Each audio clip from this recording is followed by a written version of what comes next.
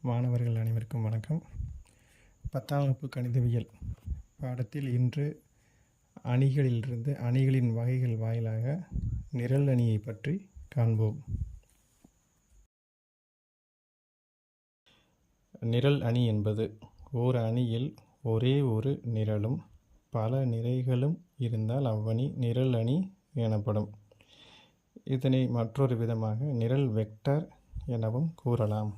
பொதுவாக A = A11, A21, A31 up to AM1 என்பது m×1 வரிசையுடைய நிரல் அணி எனப்படும்.